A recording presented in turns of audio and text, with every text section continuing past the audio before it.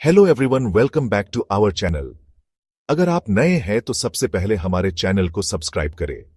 Experts के opinion के according upcoming union budget 2025 के हिसाब से आइए जानते हैं कुछ पोटेंशियल बेनिफिट्स जो आपको मिल सकते हैं इस बजट में।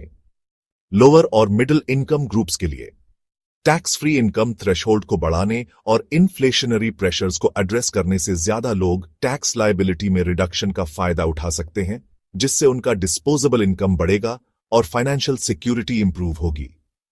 हाई इनकम अर्नर्स के लिए 30% स्लैब लिमिट को इंक्रीज करने से उन लोगों पर जो ज्यादा टैक्स दे रहे हैं उनका टैक्स बर्डन थोड़ा कम हो सकता है।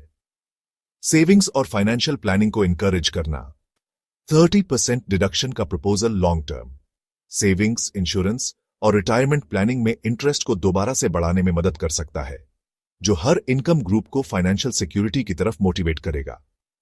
पोटेंशियल चैलेंजेस, रेवेन्यू जनरेशन पर इंपैक्ट, टैक्स फ्री थ्रेशोल्ड को बढ़ाने और एडिशनल डिडक्शंस को इंट्रोड्यूस करने से ओवरऑल टैक्स रेवेन्यू कम हो सकता है, जब तक ये टैक्स रेट्स में कोई मेजर ओवरहॉल ना हो या हायर अर्नर्स के लिए ज्यादा प्रोग्रेसिव टैक्सेशन ना किया जाए। इंप्लीमेंटेशन की कॉम्प्लेक्सिटी, अगर 30% डिडक्शन का सिस्टम अच्छी तरह से इंटीग्रेट नहीं किया गया तो टैक्स सिस्टम को थोड़ा कॉम्प्लेक्स बना सकता है और रेवेन्यू और टैक्स बर्डन का बैलेंस बनाना मुश्किल हो सकता है।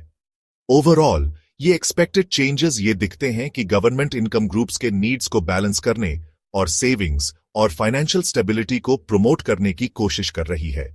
एक चेंजिंग इकोनॉमिक लैंडस्केप में ये प्रपोजल्स अगर ढंग से इंप्लीमेंट किए गए तो इक्विटेबल टैक्सेशन का रिजल्ट हो सकता है, लेकिन गवर्नमेंट को अपनी रेवेन्यू जनरेशन और लॉन्ग टर्म टैक्स सिस्टम की सस्टेनेबिलिटी का भी ध्यान रखना होगा। Thanks for watching. Like, comment if you have any questions and share with your friends. Thank you and have a nice